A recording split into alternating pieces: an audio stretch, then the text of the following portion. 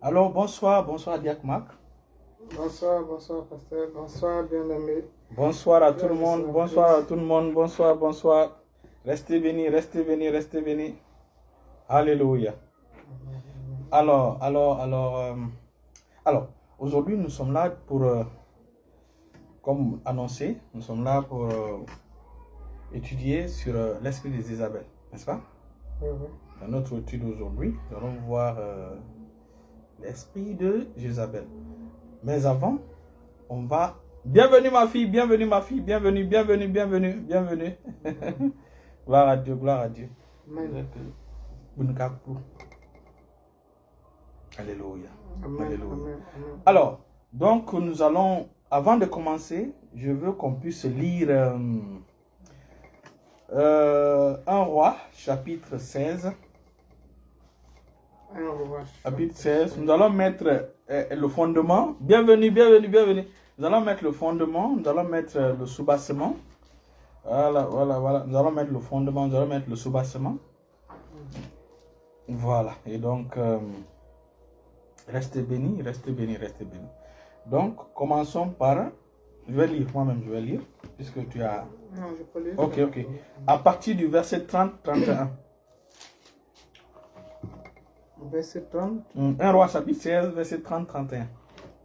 Je lis dans le nom de Jésus. Amen. Akab, fils d'Omri, fit ce qui est mal aux yeux de l'Éternel, plus que tous ceux qui avaient été avant lui.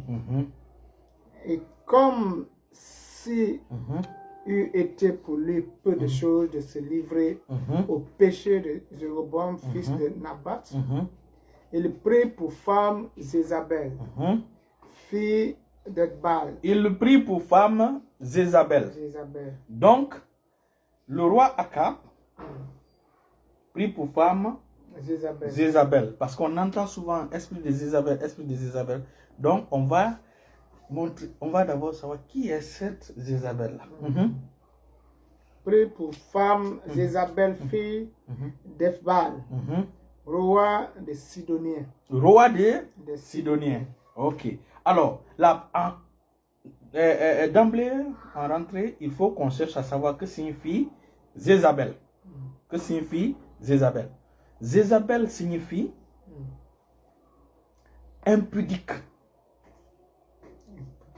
Ce que beaucoup savent, c'est Baal est son époux. C'est ce que ça signifie. Baal est son époux. C'est-à-dire que il était marié à Akab. Mais en réalité, Baal était son époux. Baal, c'est le démon que son papa servait. Son papa, Etzbal, servait. Alors, Jézabel signifie époux. C'est-à-dire que Baal est l'époux. C'est-à-dire que c'est Baal qui l'a épousé.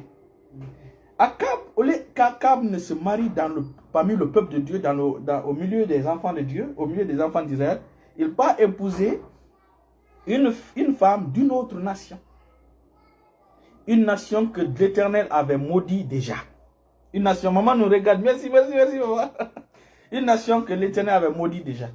Et nous allons voir tout à l'heure, parce que quand nous voyons le verset 32, nous voyons que son papa était Ekbal, oui. Roi des Sidoniens. Les Sidoniens viennent d'où? C'est la question qu'il faut se poser. Et ça, maintenant, nous allons aller voir Genèse chapitre 9 pour voir comment les Sidoniens sont venus. Parce qu'on a souvent entendu que Noé a maudit les Noirs. Aujourd'hui, nous allons voir ce que la Bible dit réellement.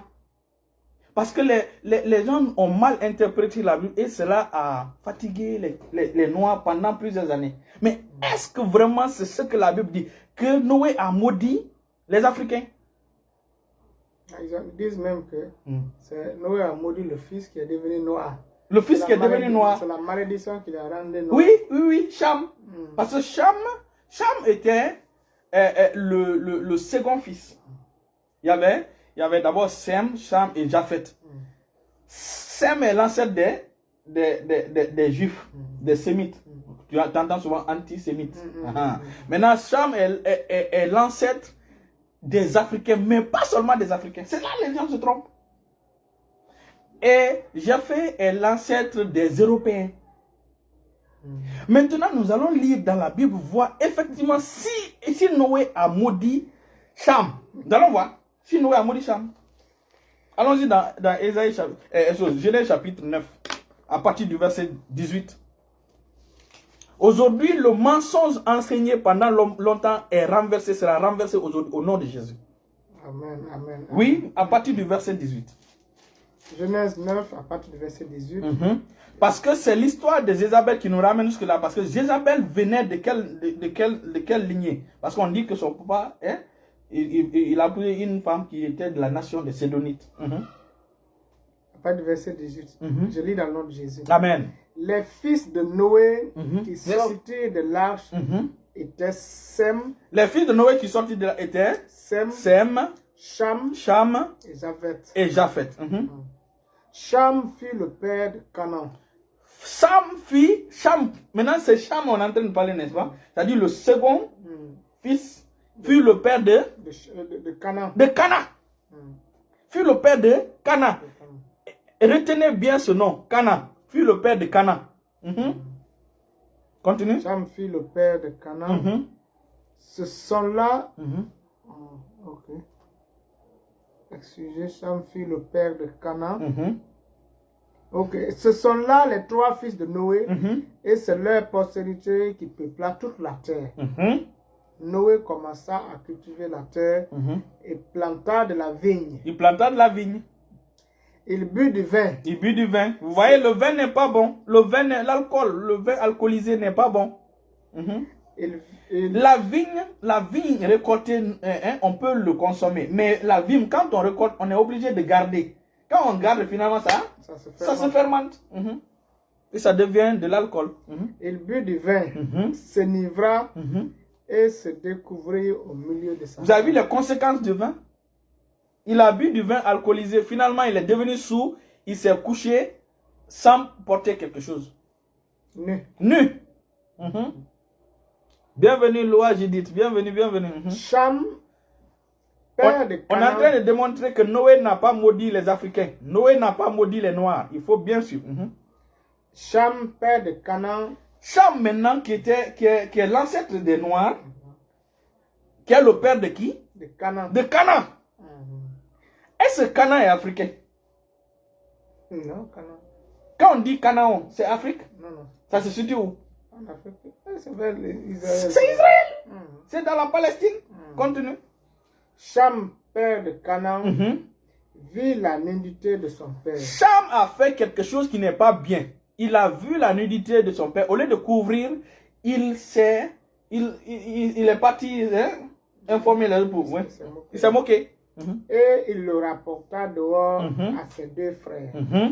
Alors, Sem et Japheth prirent le manteau. Ils sont venus par derrière. Le mirent sur leurs épaules, marchèrent à reculons et couvrirent la nudité de leur père. Ils n'ont pas, comme leur visage était détourné, ils ne virent pas. Ils n'ont pas vu la nudité. Donc ce que Cham a fait, c'est pas bon. C'est clair que c'est pas bon. Ce que Cham a fait, c'est pas bon. Mais est-ce que pour autant, Noé a maudit Cham? Point d'interrogation. C'est ce que nous croyons. Maintenant, aujourd'hui, la Bible sera claire. Lorsque Noé se réveilla de son vin, il apprit ce qu'il lui avait fait son fils cadet. Et il dit, maudit soit Canaan. Il a dit, maudit soit qui? Canaan. Non, je n'ai pas bien entendu. Est-ce que c'est pas Cham? Non, c'est pas Cham. Et pourtant, qui a dévoilé la nudité de son Cham? C'est Cham. Mais pourquoi Noé ne maudit pas Cham? Il maudit la descendance. Il maudit plutôt Canaan. Il maudit plutôt Canaan. Et quand vous étudiez, Canaan n'est pas un Africain. Canaan n'a rien à voir avec un Africain. Qui reprend pour que les gens puissent entendre. Allez-y vérifier dans votre Bible. C'est la même Bible. Allez-y vérifier. Nous sommes en train de lire Genèse chapitre 9. Et nous sommes Le verset, précisément, le verset 25. Le verset 25. Il dit, maudit soit Canaan. Maudit soit Canaan. Qu'il soit l'esclave des esclaves. Canaan soit l'esclave des esclaves de ses frères. Bienvenue, bienvenue, frère Albert Timothée. Bienvenue, bienvenue. Il y a un message pour vous. Il y a un message pour toi, frère, au nom de Jésus. Il y a un message pour toi. Donc, encore, Noé n'a pas maudit Cham. C'est clair. Contrairement à ce qu'on nous a enseigné quand on était petits, que quand Cham a vu la nuit, il a rapporté, Noé a maudit Cham et Cham est le père des Africains. On a dit même il est devenu noir. Qu'il est même devenu noir. Oui, c'est ça, c'est là-bas, c'est la malédiction qu'il a rendu noir. Ok, de toutes les façons, ce qui est clair, la Bible n'a pas dit ça. Et nous voyons au verset 25 de Genèse chapitre 9, le verset 25, que malgré que Cham a fait ce qui n'est pas bon, ou Cam a fait ce qui n'est pas bon aux yeux de l'Éternel et aux yeux du monde, mais ce n'est pas lui que Noé a maudit. Qui Noé a maudit? Canaan, sa descendance. Noé a maudit Canaan. Canaan, je vais lire, je vais lire. Donc, et il dit, on dit, verset 25, on dit, lorsque Noé se réveilla, verset 24, lorsque Noé se réveilla de son bain, il apprit ce qui lui avait fait son fils cadet, Cham. Maintenant, au lieu que, vous savez, c'est comme ce qui s'est passé quand Joseph a montré son fils à son père Jacob. Son papa a mis la main sur le cadet, n'est-ce pas? Il dit, est-ce que mon papa s'est pas trompé? Il ne veut pas dire non. Noé était un prophète. Suivez bien, Noé était un prophète. Noé connaissait les choses spirituelles. Et Noé venait de sortir du déluge. Nous avons vu que c'était le second déluge. Ce n'est pas le premier déluge, c'était le second déluge. Allez-y voir les autres messages, vous allez voir le premier déluge, c'est quoi. Alors, les géants, c'est à cause des géants que Dieu a détruit le monde d'alors. N'est-ce pas? Au temps de Noé, à cause des géants. Maintenant Noé va maudire l'un des descendants de Cham, et non Cham. Parce que Cham a eu beaucoup d'enfants. Mais Noé, à cause de ce comportement de Cham, Noé n'a pas maudit Cham. Noé a plutôt maudit l'un des enfants de Cham. Pourquoi? Prophétiquement. Parce que de cette descendance-là allaient venir les Anakim, les Goliaths, des géants. C'est dans ce cadre-là qu'il a maudit cette descendance. Mais beaucoup ne savent pas. Il faut vraiment que le Saint-Esprit vous enseigne, que vous rentrez dans la profondeur de la parole de Dieu pour comprendre. Noé n'a pas maudit Cham parce que Cham, c'est vrai, il a fait cette nudité-là, il a fait cela. Mais en réalité, Noé a maudit, pas Cham, mais parce que Cham avait 4 enfants. Nous allons voir tout à l'heure. Mais Noé a maudit l'un des enfants de Cham. Pourquoi?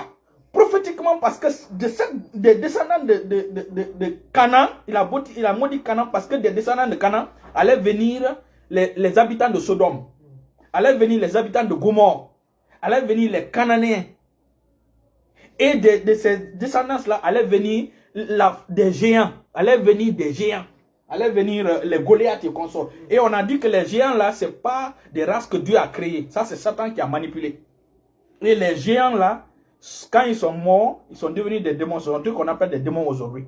Et c'est de là que l'esprit de Jézabel vient. Et nous allons voir tout à l'heure. Et donc, maintenant, relis. Maintenant, on va lire, vous allez voir. Verset 25 maintenant. Il dit, lorsque Noé se réveilla de son vin, il a pris ce qu'il lui avait fait son fils cadet, Cham. Et il dit, maudit soit Canaan. Pourquoi il n'a pas maudit Cham? Il dit, maudit soit Canaan. Qu'il soit l'esclave des esclaves de ses frères. Il dit encore, béni soit l'Éternel Dieu de Sem. Béni soit l'Éternel Dieu de Sem. Et que Canaan soit leur esclave. Pas Cham, mais Canaan soit leur esclave. Mais pas Cham. Continue. Que Dieu étende les possessions de Japheth. Japheth va s'étendre. C'est pourquoi les Blancs sont plus nombreux aujourd'hui. C'est pourquoi les Blancs, Japheth, ce sont les Blancs. Japheth vient des Blancs. Qu'il habite dans les tentes de Sem. Et que Canaan soit leur esclave. Noé vécut après le déluge 350. Maintenant, allons-y dans Genèse chapitre 10, le verset 15 à 20, vous allez voir maintenant les descendances là et vous allez comprendre tout de suite. Canaan engendra Sidon. Bienvenue, Alphonse. Canaan engendra Sidon. Voici. Donc, parmi les enfants de Shem, parmi les enfants de Shem, lis au niveau de choses. Les enfants, les fils de... Voici, on commence à citer le premier-né. Le premier-né. Non, il faut lire, il faut... Oui, ok. Ok, commence ici. Commence au niveau des fils de Cham. Voilà. Verset 6. Genèse chapitre 10, verset 6. Les fils de Cham. Les fils de Cham furent... Cush. Cush, c'est l'Éthiopie. Cush, c'est l'Éthiopie. Et ça, ce sont les Africains. Et Noé n'a pas maudit Cush. On est d'accord? Continuons. Misraïm, c'est l'ancien nom des Égyptiens. Noé n'a pas maudit Misraïm. On est d'accord? Put, c'est probablement les Libyens.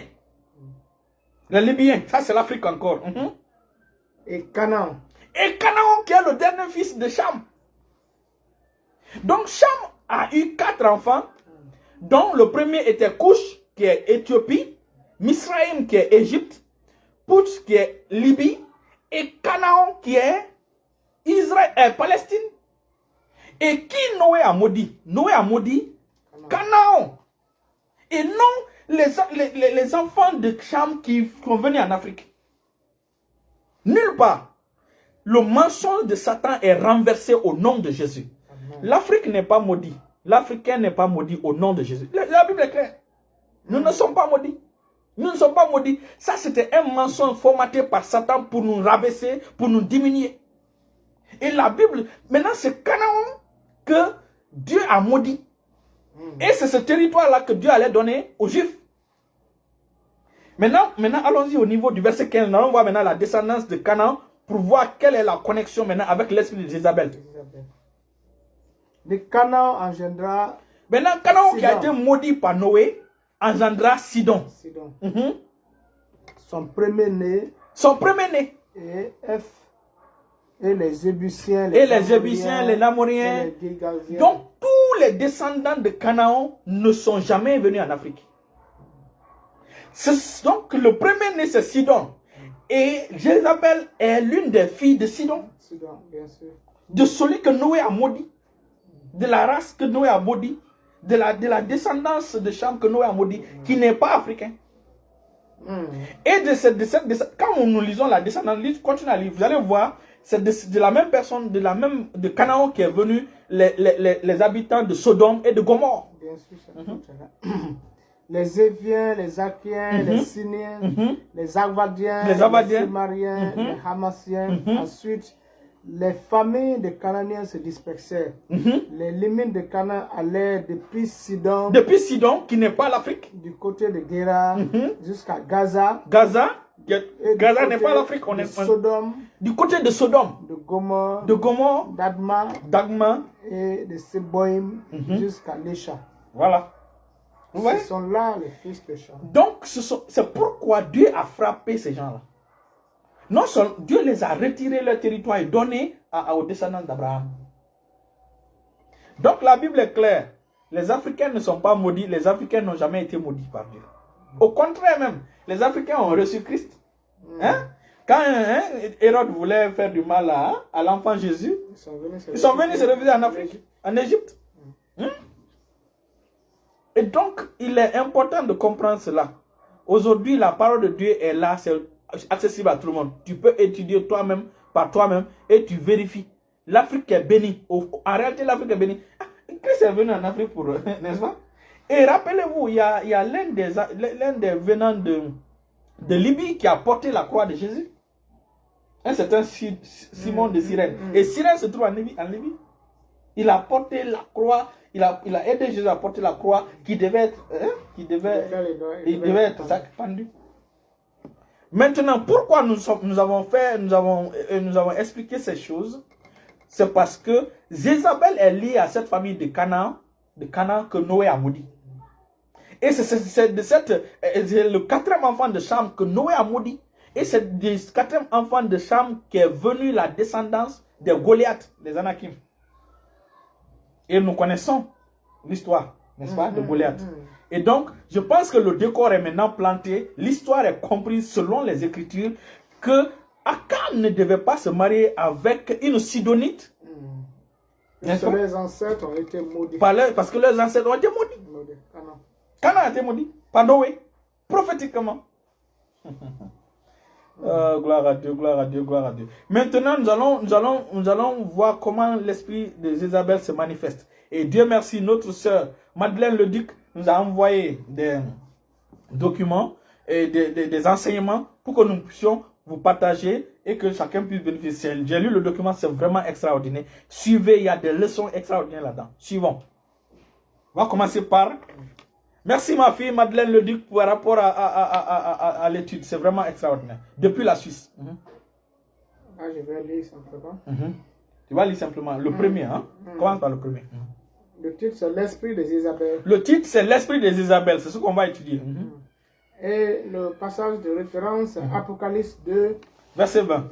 Je vais lire Apocalypse chapitre 2, le verset 20. Je lis dans le nom de Jésus. Apocalypse chapitre 2, le verset 20. Alors,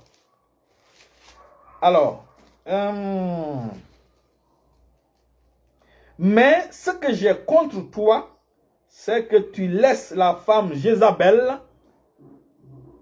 qui se dit prophétesse, enseigner et séduire mes serviteurs pour qu'ils se livrent à l'impudicité et qu'ils mangent des viandes sacrifiées aux idoles. Nous avons dit que Jézabel signifie l'époux de Abba, époux de Baal, ou impudique. Et donc, le verset vient ressortir là. Oui, comment dire? Donc, elle donne même la signification de Jézabel. Il y a J-E qui signifie Baal s'exalte. Et là, c'est toujours Apocalypse 2, verset 20. Et il parle de Za, qui signifie elle, le mari. Et Bel, ça veut dire impur. Impur. Vous voyez, donc c'est la femme dont Baal est le mari. Bon, elle est impure. Donc, la spécialité de l'esprit de Jézabel. La première spécialité de l'esprit de Jézabel, oui. C'est de contrôler et de manipuler les choses. C'est de contrôler et de manipuler les choses. Pour arriver à avoir ce que l'on veut avoir. Vous voyez? C'est-à-dire dans l'église, dans le peuple de Dieu, les gens qui manipulent, qui contrôlent, qui veulent, qui manipulent les gens. Continue. L'esprit de Jézabel ne vient pas de Dieu. L'esprit de Jézabel ne vient pas de Dieu. L'esprit de Jézabel se manifeste par la manipulation et le contrôle. Par la manipulation et le contrôle. 2 Corinthiens chapitre 2 verset 11. Afin de ne pas laisser à Satan l'avantage sur nous, car nous n'ignorons pas ses desseins. L'esprit de Jézabel ne veut pas se repentir. L'esprit de Jézabel ne veut pas se repentir. Cela veut dire qu'elle ne veut pas changer. L'esprit de Jézabel refuse de se repentir. Elle ne veut pas changer. Elle aime contrôler, elle aime manipuler les gens. Cela veut dire qu'elle ne donne pas le choix aux gens. Elle refuse d'admettre son erreur. Elle refuse d'admettre son erreur. Elle rejette la faute sur les autres. Quelqu'un qui est pris par l'esprit de Jézabel ne veut jamais admettre son péché. Jamais. Il n'admet jamais son péché. Elle cache. Ou il cache. Ok, donc ça c'est la première page. Continue deuxième page. Deuxième page. Donne par rapport à cacher ses péchés, donne un verset en Proverbe 28, verset 13, que celui qui cache ses transgressions ne prospère point. Mais celui qui les avoue, je suis en train de lire à l'ordinateur. Oh oui, allons-y. Mais celui qui les avoue et les délaisse obtient miséricorde. Ceux qui essaient de nier leurs péchés ou de tenir caché au lieu de le reconnaître, de le confesser. Et confesser et de l'abandonner ne progresseront pas spirituellement. Mais le pardon de Dieu est pour tous ceux qui viennent à lui en se repentant sincèrement. La repentance sincère est le commencement de la guérison, de la véritable guérison.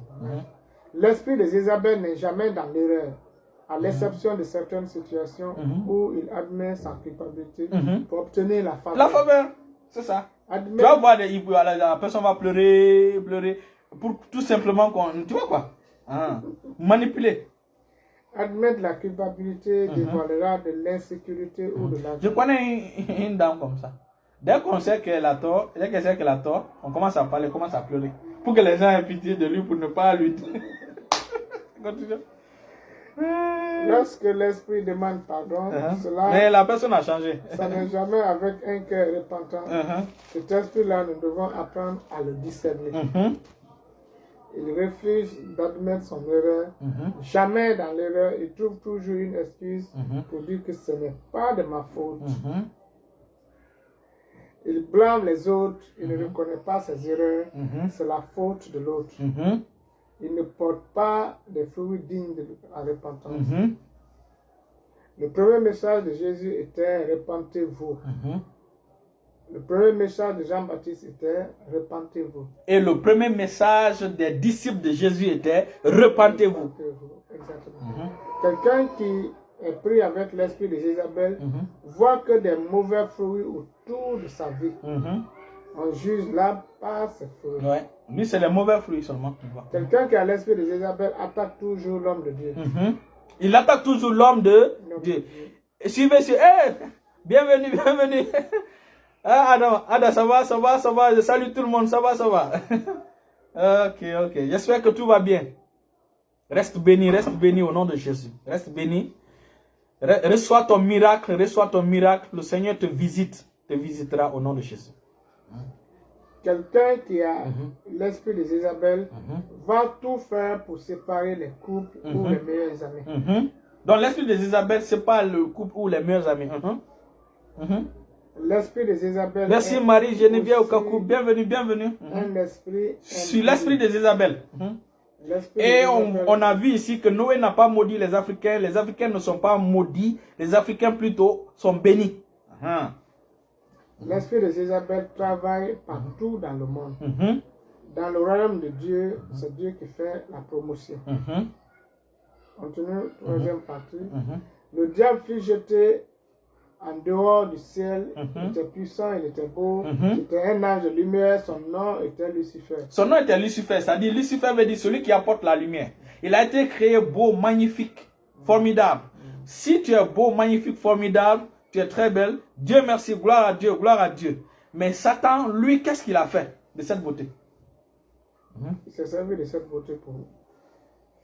Quelqu'un qui est pris de l'esprit de Jézabel ne demande jamais pardon. L'esprit de Jézabel ne demande jamais pardon. Il est trop orgueilleux. La personne est orgueilleuse, la personne ne demande jamais pardon. C'est la personne qui a toujours raison. Donc, si tu es dans cette catégorie-là, c'est que tu as l'esprit de Jézabel. Bien sûr. Puis Dieu dit, en Genèse 1, verset 26 à 28, on donne un passage, puis Dieu dit, faisons l'homme à notre image, selon notre ressemblance, et qu'il domine sur les poissons de la mer, sur les oiseaux du ciel, sur le bétail, sur toute la terre et sur tous les reptiles qui rampent sur la terre. Dieu créa l'homme à son image, le créa à l'image de Dieu, il créa l'homme et la femme. Dieu les bénit et Dieu les dit, soyez féconds, multipliez, remplissez la terre et l'assujettissez.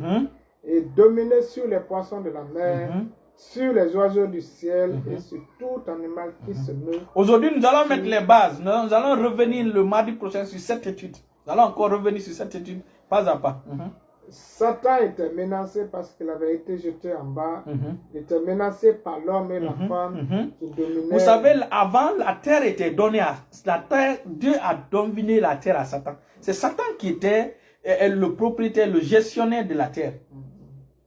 Avant même la création d'Adam et de Ève. C'est pourquoi on parle du monde pré-adamique. C'est-à-dire que la terre est là. Adam ne vient que d'arriver. Adam n'a que 7000 ans. Depuis qu'Adam, la race d'Adam a commencé. Nous, les êtres humains. Il y avait aussi d'autres êtres humains sur cette terre-là. Qui étaient... donc Satan devait venir apporter la lumière. Parce qu'il s'appelle Lucifer. Il apporte la lumière. Donc Satan était... dans le jardin de Dieu, dans l'Éden de Dieu qui était sur terre. L'Éden de Dieu qui était sur terre. Sur la montagne de Dieu qui était sur terre. Continue. Donc, il est important. Pourquoi on parle du premier déluge et du second déluge? Le premier déluge, c'est ce qui s'est passé dans Genèse chapitre 1, le verset 2. Et les circonstances de ce premier déluge-là, C'est ce que je viens de vous expliquer. Ça, c'est même avant la création d'Adam et Ève. Parce que la Bible déclare qu'au commencement, Dieu créa les cieux et la terre. Paf, tu vois, la terre était informe et vide et l'obscurité, n'est-ce pas? Dieu ne peut pas créer l'obscurité, non. C'est la chute de Lucifer qui a fait que l'obscurité est venue sur terre. Parce que quand il est tombé, on l'a chassé du ciel, il est tombé où? Pas sur terre. Voilà. Et avant, il recevait sa lumière de Dieu. Puisque c'est comme la lune, il reçoit la lumière du soleil. Maintenant, lorsque la lune disparaît du champ du soleil, la lune va devenir obscure. C'est comme ça, c'est là il est devenu le prince des ténèbres.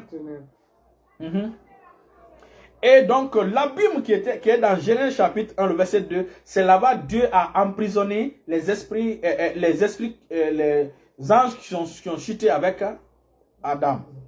Dieu les a mis dans l'abîme. Avant, il n'y avait pas l'abîme. Dieu n'avait pas créé l'abîme. C'est quand Lucifer a chuté, il est devenu Satan, que Dieu a créé l'abîme, l'enfer. Ok, on continue. Continue. Satan était menacé parce qu'il avait été jeté en bas. Il était menacé par bienvenue Ariette Kamano, bienvenue. Qui dominerait et qui était à l'image de Dieu. Son plan, c'est de tenter par le mensonge, la déception, pour nuire au plan de Dieu qui voulait donner à travers l'homme. Lorsque tu fais une faute, excuse-toi. Ne cherche pas à contrôler les gens, ne cherche pas à manipuler les gens. Ça, c'est l'esprit de Jézabel. Il veut les empêcher de dominer. L'esprit de Jézabel ne veut pas que nous soyons unis. L'esprit de Jézabel n'aime pas l'unité, n'aime pas l'union, n'aime pas l'harmonie. Dieu a dit dans Genèse 2, verset 18, l'Éternel Dieu dit, il n'est pas bon que l'homme soit seul. Bienvenue Fatim Touré, bienvenue. Une aide semblable à lui. L'homme est incomplet sans la femme et la femme est une aide. Donc la femme est l'aide de l'homme. L'Esprit Saint aussi est aide. Donc c'est la même fonction. La femme est une aide.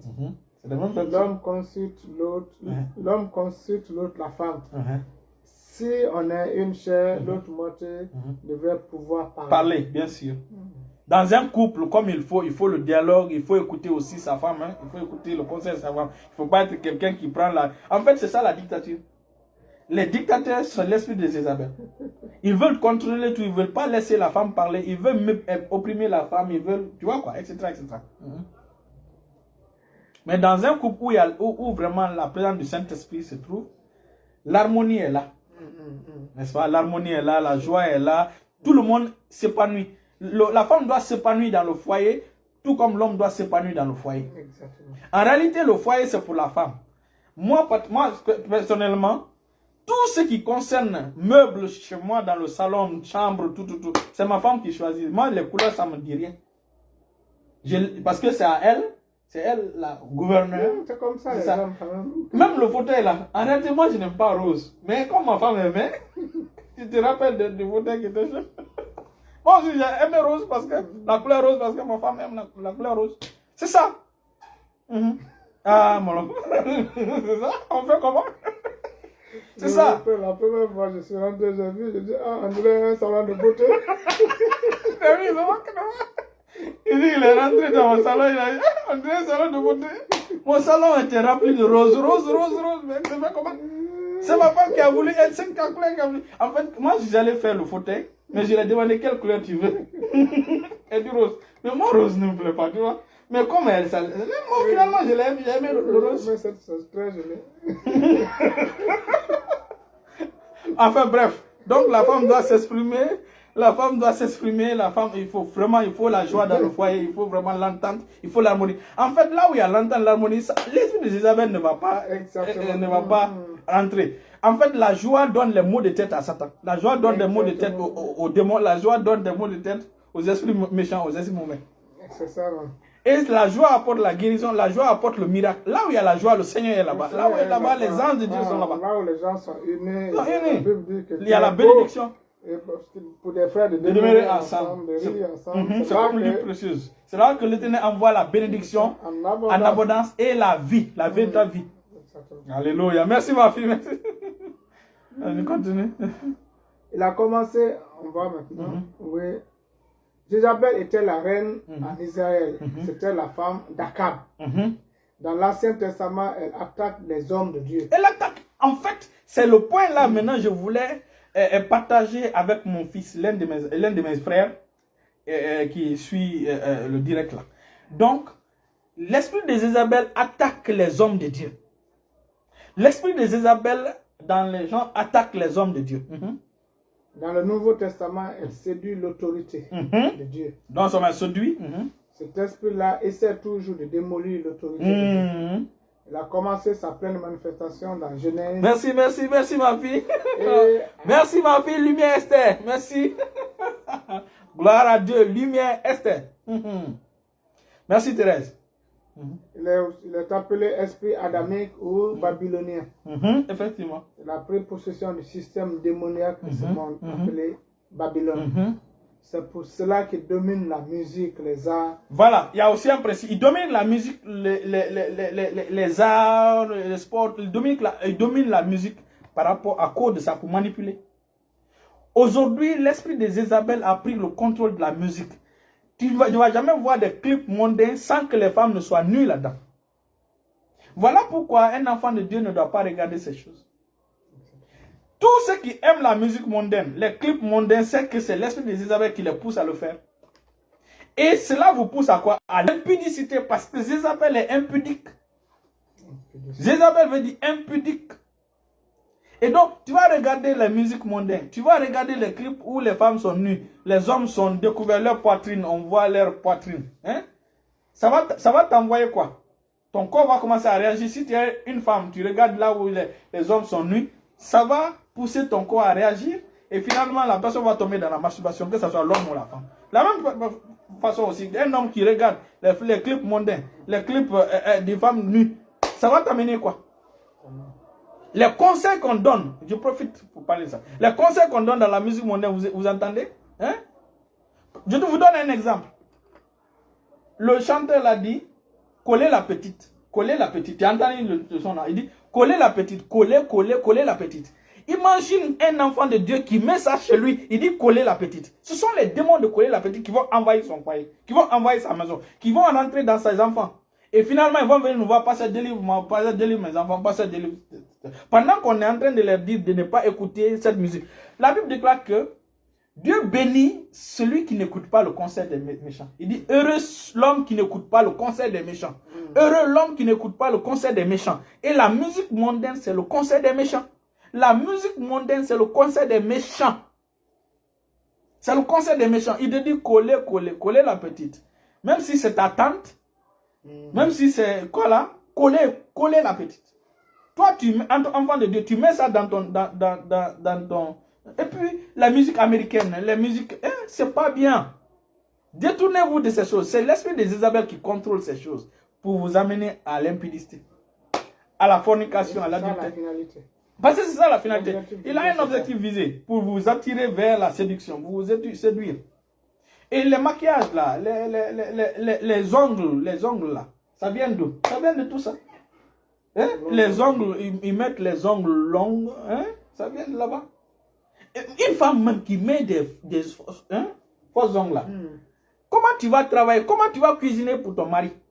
Comment tu vas même toi-même te laver correctement? J'ai vu un truc là, Floyd, sa femme, elle pleurait. Avec les ongles là, elle essuyait ce truc comme ça. Elle ne pouvait jamais essuyer son visage comme ça. Elle ne pouvait jamais essuyer son visage comme ça. Elle fait comment? Elle faisait comme ça. Elle essuyait ses yeux comme ça.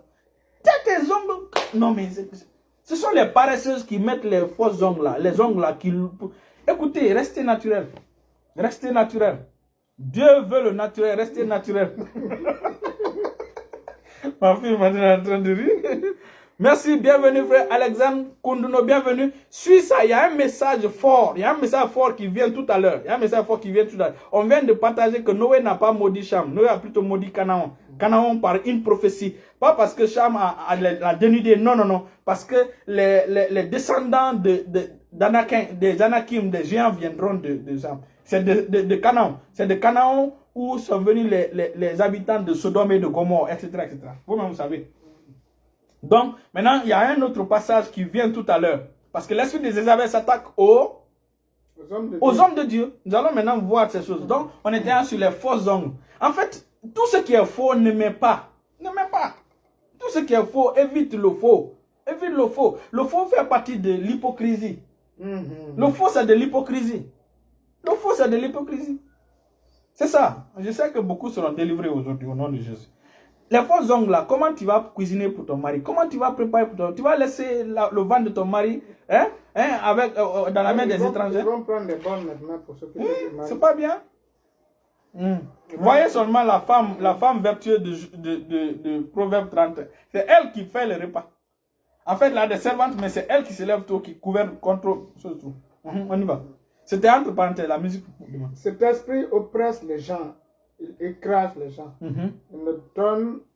Il ne donne pas l'occasion aux gens de s'exprimer. L'esprit séduit les jeunes à travers la télévision. Il séduit les jeunes à travers la télévision, se concentre sur la télévision, les jeux vidéo. Il passe 4 heures sur les jeux vidéo, il ne passe même pas 15 minutes pour la prière. Pas jamais. L'esprit de Jézabel est trompeur. L'esprit de Jézabel est trompeur. La Bible dit qu'elle séduit les Bonsoir, oui, bonsoir mon fils Alexandre. L'esprit de Jézabel travaille au travers de la peur. Il répand la peur. Et ça, nous allons voir, il répand la peur. Ça, c'est l'enseignement des gens les gens qui enseignent sur hôtel familial, hôtel, malédiction familiale, malédiction générationnelle, hôtel familial, hôtel générationnel. Donc, il est important, ou bien le démon a fait ça, le démon commence, il fait ça quand tu dors, quand tu fais ça, c'est comme ça, les démons font, démon, enseignement sur le démon, tout le temps. Donc, finalement, les gens finissent par avoir peur, commencent à faire des cauchemars. Ces enseignements-là, c'est pourquoi il dit, Jézabel, on laisse la prophétesse enseigner. Nous allons revenir sur ces choses, vous allez comprendre ce que ça signifie. Les prophètes qui disent, si tu ne fais pas cela, tu vas mourir. Tu vas mourir. C'est ça? Comment un prophète peut annoncer des messages comme ça? Toi, tu ne sais pas? Oui, il y a des prophètes qui... J'ai un exemple même. Oui, la fille congolaise là, de Kinshasa qui a fait... On lui a dit que c'est elle la sorcière dans la famille, c'est elle la sorcière. Une petite fille de 10 ans qui est la sorcière dans la famille, c'est elle qui est à la base du malheur de tout le monde. Et finalement, on a jeté la fille hors de... Alors que ce n'était pas une sorcière. Je me rappelle quand ma belle-mère était malade, il y avait un monsieur qu'on a reçu à la maison. Il dit qu'il est homme de Dieu. Homme de Dieu. Oui, oui. Ce jour-là, heureusement, j'étais là-bas. Le monsieur est venu. On l'a parlé, dit qu'il voit l'esprit de mort en train de... Il voit l'esprit de mort. Il dit que si la maman là ne gêne pas, il faut que les gens se joignent à elle. Si la maman ne gêne pas, pendant tel jour, elle va mourir. Imagine des messages comme ça. Le gars a dit de façon ouverte, il va mourir. Après, quand il est parti, quand le monsieur est parti, j'ai vraiment dit que non, c'est faux, c'est un faux. C'est un faux prophète. C'est un faux. Je dis c'est un faux. Même directement, j'ai appelé Pasteur Triomphe. J'ai dit, je crois que même si ce n'est pas le lendemain, le Pasteur Triomphe fait bénir gloire à Dieu. Pour dire, ces messages comme ça, il faut les renverser. Il faut les renverser. Ce sont des forteresses qu'il faut renverser. C'est méchant. C'est Jézabel qui est derrière ça. C'est pas un homme de Dieu. C'est Jézabel qui est derrière ça. Et je vous raconte une histoire. Il y a une de mes filles. Elle, c'est une maman. Elle était à Koya. Koya, c'est la Guinée, hein. Et donc, elle a commencé à rêver, à faire des rêves où elle se voyait, on était en train de l'envoyer pour l'enterrement. Oui, elle était dans le cercueil, on l'envoyait pour l'enterrer. Elle faisait ce rêve-là. Donc, et elle continuait à faire ce rêve-là régulièrement. Finalement, sa fille qui était à Farana, ça aussi c'est une ville de la Guinée, à l'université, sa fille aussi faisait les mêmes rêves. Mais les deux ne savaient pas. Donc la fille aussi faisait des rêves où on allait enterrer sa maman. Oui, c'est ainsi maintenant que la fille m'a contacté parce qu'elle voyait mes messages sur Facebook. Vous savez, Satan est trop petit. Il est trop petit. Trop petit. Donc, la fille m'a contacté. Il dit, pasteur, vraiment, ça ne va pas. Je vois des rêves là. Je vois des rêves. Ma maman, on l'envoie au cimetière pour l'enterrer.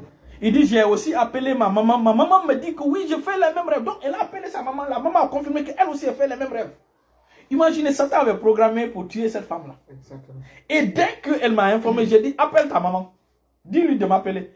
Et la maman m'a appelé. Et ça coïncidait qu'on allait à Koya pour la nuit de miracle. La femme est venue là-bas ce jour-là. Elle a passé toute la nuit avec nous. Et j'ai commencé à l'enseigner, à sa fille qui était à Farana. Et j'ai commencé aussi à enseigner la maman. La femme la vit jusqu'aujourd'hui. Alléluia. Elle vit jusqu'aujourd'hui. La fille même s'est mariée. Sa fille s'est mariée, je crois, il y a 1 an ou 2 ans. Sa fille, c'est Mariam. Mariam s'est mariée.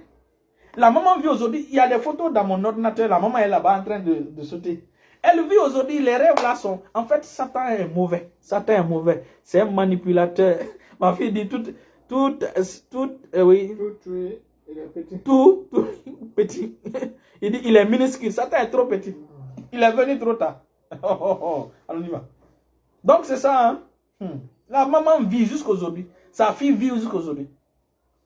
Moi, pourquoi je remercie le Seigneur, frère Toba Patrick, merci, bienvenue, bienvenue. Pourquoi je remercie le Seigneur? Pourquoi nous ne ressuscitons pas les gens? Parce qu'autour de nous, la mort n'est pas. La mort n'est pas. Nous, quand on vient, c'est la vie qui s'épanouit. Tous ceux qui viennent auprès de nous, ils bénéficient de cette vie-là. S'ils devaient mourir, leur date de mort est neutralisée. Exactement. Vous voyez, donc c'est ce qui les empêche de mourir. Et donc, on n'a pas l'opportunité de ressusciter un mort. Sinon, on a prié pour un mort, pour la résurrection des morts. Tu te rappelles, non? Oui. Mais le mort a refusé de ressusciter. Pas parce que le gars, vous savez, c'était un frère de l'église qui est mort. Il est mort. Et quand il est mort, on n'est pas à l'hôpital pour le ressusciter. Le gars a refusé. Mon frère, ça s'explique. Si tu es dans un endroit qui est extraordinaire, et on te dit de retourner sur terre, tu vas dire non, papa, je veux pas, je reste. Donc, c'est ça. C'est ça. Certains préfèrent rester. Certains préfèrent rester. Parce que la Bible parle de ça. Ils ont refusé de ressusciter. Bienvenue ma fille Marie Toupou. Donc, elles ont refusé elles ont préféré mourir. Il y a des gens comme ça dans la Bible, dans Hébreu. Ils ont préféré mourir, partir, que de rester sur terre parce que la terre n'est pas digne d'eux. Donc, et même le gars, le pasteur qui a ressuscité, Rena Bonke l'a ressuscité au Nigeria, il ne voulait pas venir. Il ne voulait pas venir. Donc nous avons le pouvoir de ressusciter des morts. Oui. Voilà. Alléluia, alléluia, donc, alléluia, quand les gens écoutent, nous avons le message de la vie. Tiens, le message de la vie, la mort va venir faire quoi là-bas? La Bible déclare que sur le sentier du juste, il n'y a pas la mort. Sur ce sentier-là, c'est la vie qui se trouve sur ce chemin. Donc, sur le chemin que nous avons emprunté, la mort ne peut même pas se hasarder, se mettre sur ce chemin. Tu accompliras le nombre de tes jours au nom de Jésus. Amen, tu accompliras le nombre de tes jours au nom de Jésus. Amen. La raison pour laquelle Dieu t'a envoyé sur terre, tu l'accompliras au nom de Jésus. L'esprit de Jézabel, c'est aussi une autre façon. C'est un esprit qui tue les gens, qui tue les serviteurs de Dieu, qui tue les fruits. On va voir toutes ces choses. Aujourd'hui, c'est la base commune. Donc, cet esprit-là tue. Donc, si tu écoutes les enseignements qui vous disent, si tu ne fais pas ça, tu vas mourir, l'esprit de Jézabel va profiter pour te tuer. Mais lorsque tu écoutes les enseignements de la vie, l'esprit de Jézabel ne peut pas te tuer. Alléluia. Je vais vous dire, moi, mon expérience avec Dieu est extraordinaire. C'est pourquoi quand je prêche avec conviction. Je sais qui je suis. Amen. Je sais qui je sais. Je vous dis, c'est ça. Et Satan est trop petit, comme je vous dis. La mort même n'est pas sur ton chemin. La mort ne peut pas se mettre sur ton chemin. Alléluia. Parce que tu as reçu la vie. Tu as reçu la vie. On dit, la vie là, c'est une personne. La vie, c'est une personne. Jésus a dit, la résurrection, c'est moi. La vie, c'est moi. Quand même. Et on avait vu la dernière fois que, il dit, notre vie est cachée en Christ en Dieu, n'est-ce pas? Avec Christ en Dieu. Ta vie est cachée où? Avec Christ et en Dieu. Ta vie est cachée avec Christ et en Dieu. Maintenant, si quelqu'un veut toucher à ta vie, là où ta vie est cachée, quand ton argent est dans un coffre-fort, si on veut toucher, on cache pour le coffre-fort, on touche à ton argent, n'est-ce pas? Toi, ta vie n'est pas dans un coffre-fort. La vie que tu as là, ce n'est pas dans un coffre. Cette vie-là est cachée en Christ avec Dieu. En Dieu avec Christ. N'est-ce pas? Elle est cachée avec Christ en Dieu. Donc, pour te tuer, il faut d'abord qu'on tue Dieu, ce qui est impossible. Et puis, après, maintenant, on tue Christ, ce qui est aussi impossible. Avant maintenant de toucher à ta vie. C'est pourquoi tu dois dire, je ne mourrai pas jeune au nom de Jésus. Amen. Je refuse de mourir jeune au nom de Jésus.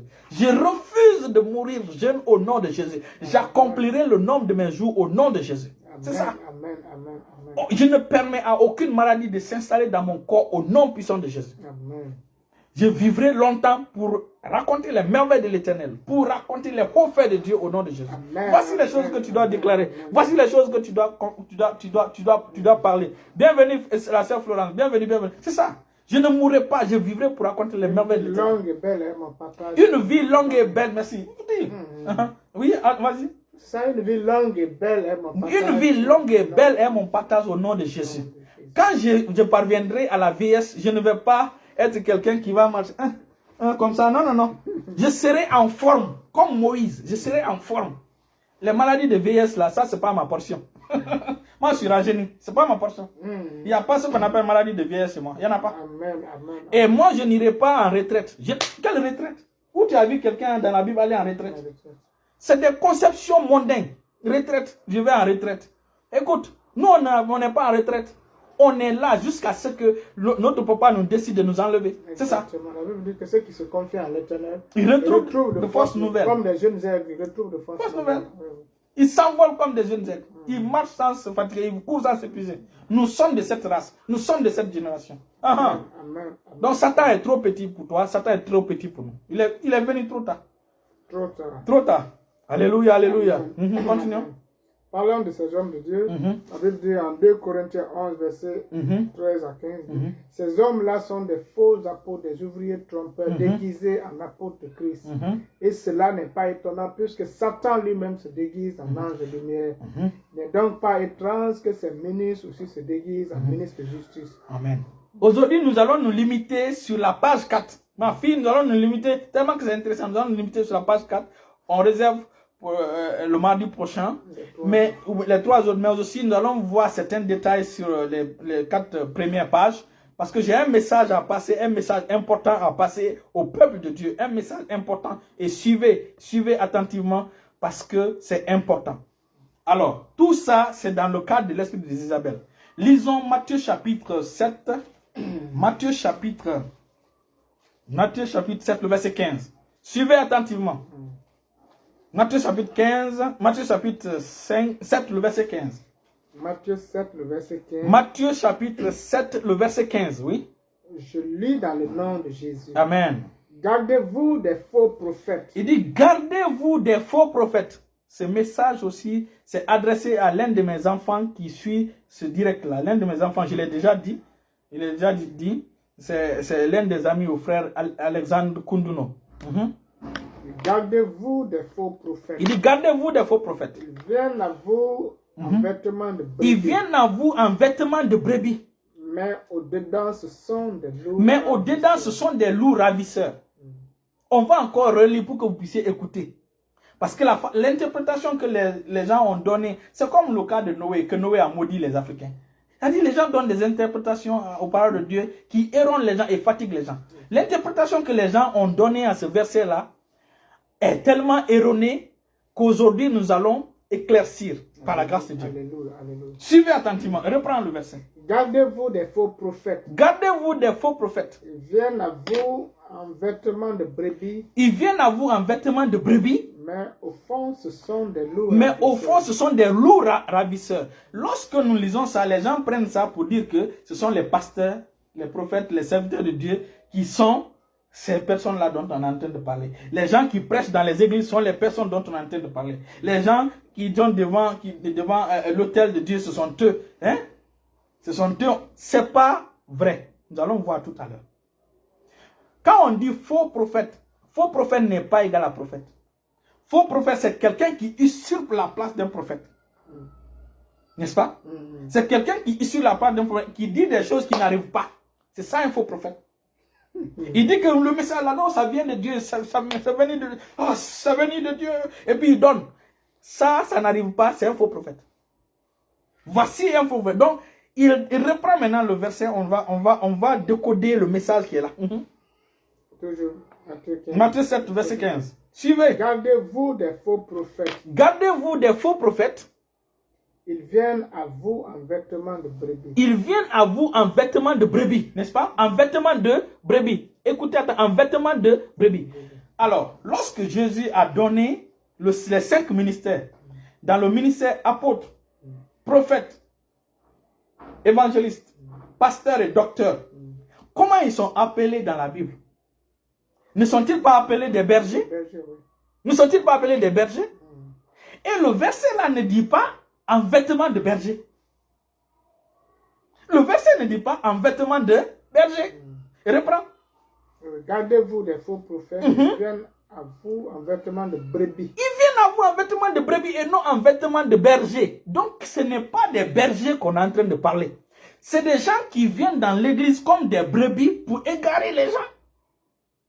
Vous voyez? Vous voyez? Donc, c'est de ça qu'on est en train de parler. Et ils sont nombreux sur l'Internet. Ils sont nombreux sur Facebook. Ils sont nombreux sur les réseaux sociaux. Nous allons voir tout à l'heure. Tu sais, et ce sont eux en réalité qui disent que l'église n'est pas bien. L'église, là où il y a congrégation, c'est pas bon. Il ne faut pas avoir une congrégation. Jésus n'a pas laissé une congrégation ou église donner les noms, c'est pas bon. Ce sont eux qui disent que l'église c'est satanique. Que non, dans l'église primitive, il n'y avait pas ça, il n'y avait pas ça. Non, non, non. Donc, il ne veut pas que les gens aient une église où prier. Et les frères doivent être ensemble. Il dit frères seulement, tant. Mais pas une église établie dans les 4 murs. L'église, ce n'est pas les murs, n'est-ce pas? C'est le bâtiment où l'église, le peuple de Dieu vit. Maintenant, eux, ils sont contre ça. Donc, c'est ces gens-là qui sont les brebis qui viennent en vêtements, qui sont les loups qui viennent en vêtements de brebis. Je reprends maintenant ce verset. Gardez-vous des faux prophètes, ils viennent à vous en vêtements de brebis. Ils viennent à vous en vêtements de brebis.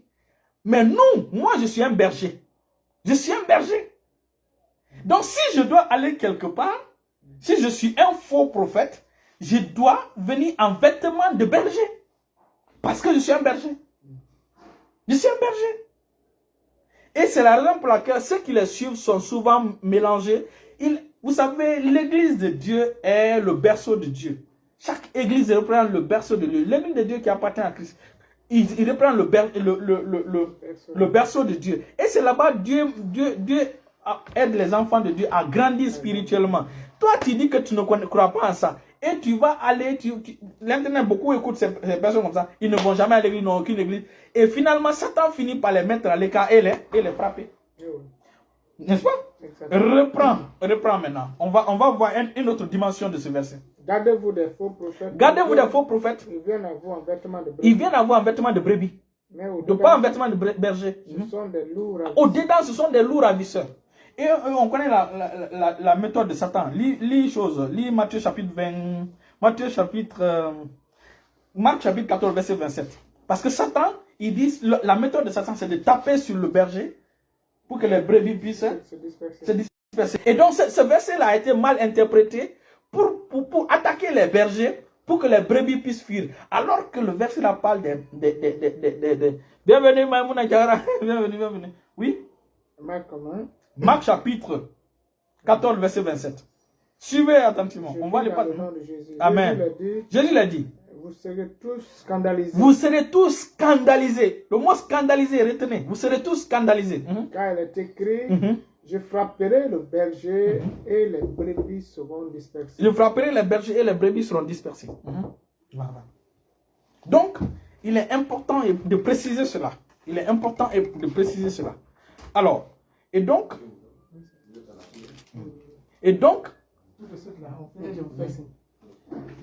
il est important de noter cela. Il est important de noter cela.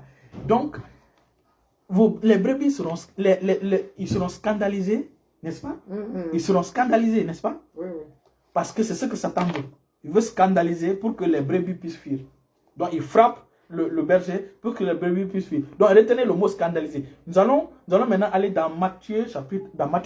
C'est là que nous allons terminer. Vous allez voir le mystère. Oui. Matthieu chapitre 24, maintenant, le verset 10. C'est là que vous allez comprendre l'alignement maintenant. Matthieu 24. Matthieu 24. Verset 10. Je lis dans le nom de Jésus. Amen. Ils sont nombreux sur Facebook. Ils critiquent les dénominations. Ils critiquent les églises. Ils sont nombreux. Ils ont même des émissions où ils s'attaquent, comme Jésus-Christ TV. Ils s'attaquent aux hommes de Dieu. Ils s'attaquent aux hommes de Dieu. Exactement. C'est ça leur objectif. Ils viennent au milieu des bêtes. Ils portent, ce ne sont pas. Oui, ils se disent qu'ils sont chrétiens alors qu'ils ne sont pas. Ils ne sont pas. Continue.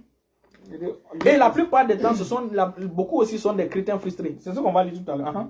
Alors, plusieurs succomberont. Il dit plusieurs succomberont. Et se trahiront. Se haïront les uns les autres. Le mot succomberont ou seront offensés, plusieurs seront offensés ou succomberont, signifie scandalizo. Quand vous lisez dans la Bible grecque, hein, le mot succomberont, c'est scandalizo. Et je vais vous expliquer ce que veut dire scandalizo. Scandalizo, tu sais, quand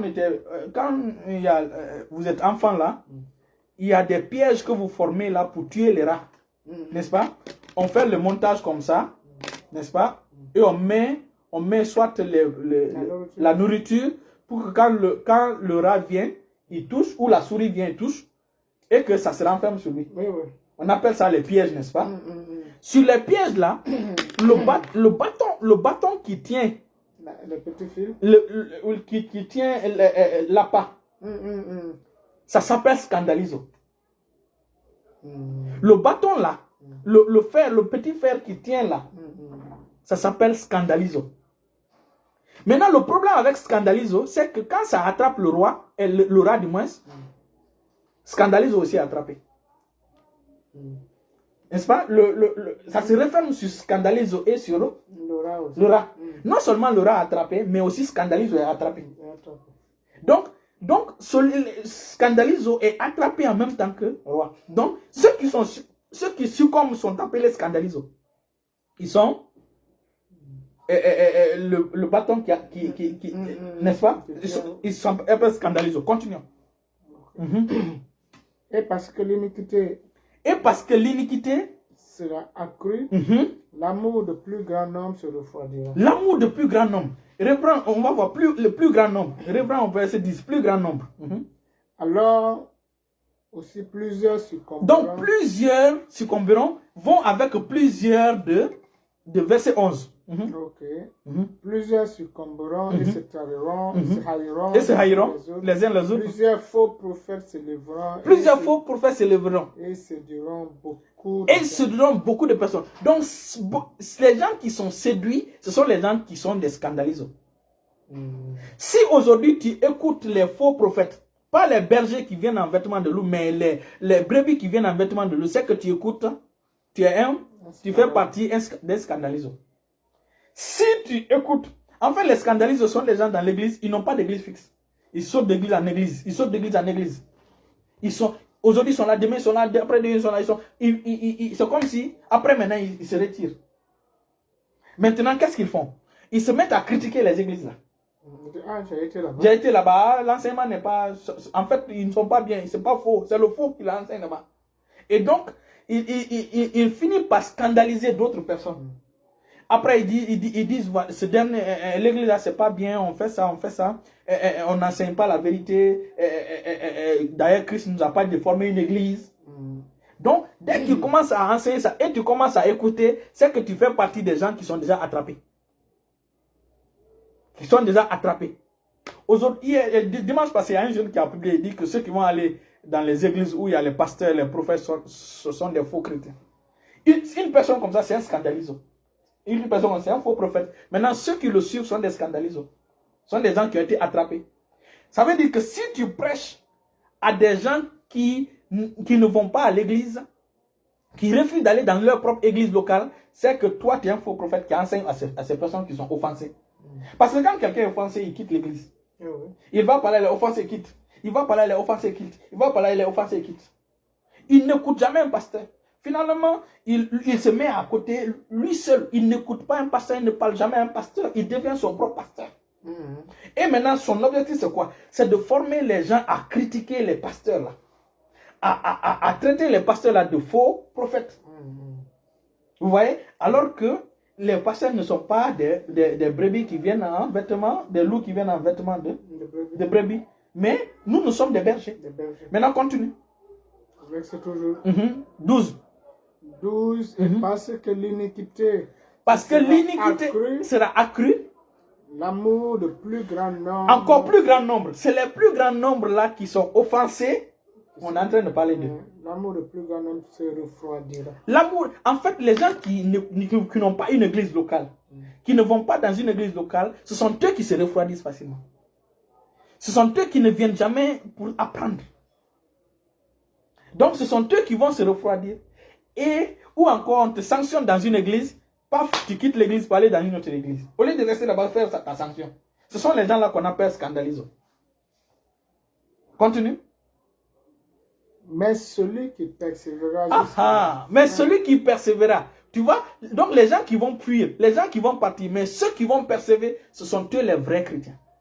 Alléluia. Ce sont eux les vrais chrétiens. Ils ne font pas partie les plusieurs qui seront scandalisés. Si ma fille a donné un enseignement sur l'offense, n'est-ce pas? Si tu es offensé dans ton église, tu fuis ton église. Tu vas par là, tu fuis. Tu vas par là, tu fuis. Tu n'as aucun pasteur qui t'enseigne.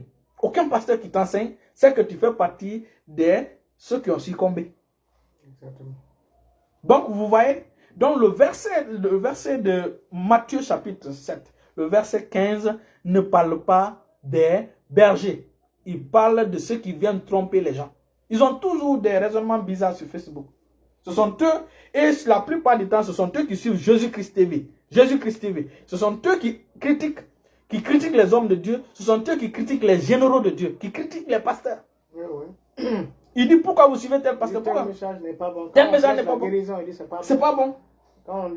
Ah ouais, ce sont là les faux prophètes. Maintenant, si toi, tu fais partie des gens, bienvenue frère Eric, si tu fais partie des gens qui écoutent ces gens de Jésus-Christ TV, c'est que toi aussi, tu es déjà scandalisé, tu es attrapé par eux. Parce que tu écoutes les faux prophètes. Donc, c'est toi qui as succombé. Et tu ne fais pas partie de ceux dont l'amour s'est refroidi. Tu fais partie de ceux dont l'amour s'est refroidi. Mais nous qui résistons, écoute, dans une église, on doit te sanctionner. Si tu fais des choses, on te sanctionne. Accomplis la sanction avec humilité. Et le but de Satan, c'est de te retirer, de te faire sortir du milieu du peuple de Dieu, t'isoler et te frapper. Le feu là va finir par s'éteindre. Et je vais vous dire, on termine par là. Beaucoup ont quitté l'église à cause de ça. Finalement, ils ont été frappés par des maladies incurables. Beaucoup ont quitté l'église comme ça. Bienvenue frère évangéliste Macaulay, bienvenue. Donc, en résumé, on a vu aujourd'hui que Noé n'a pas maudit les Africains. Noé n'a pas maudit Cham. Au contraire, Noé a maudit le 4e fils de Cham, qui est Canaan. Et Canaan n'est jamais africain. C'est Canaan qui a donné naissance à Sidon, qui a donné naissance... Oui, Georges le sorcier. Oui, c'est ça. Georges. Maintenant, Georges fait partie des faux prophètes. Donc, ceux qui suivent Georges sont appelés ceux qui ont succombé. Vous voyez?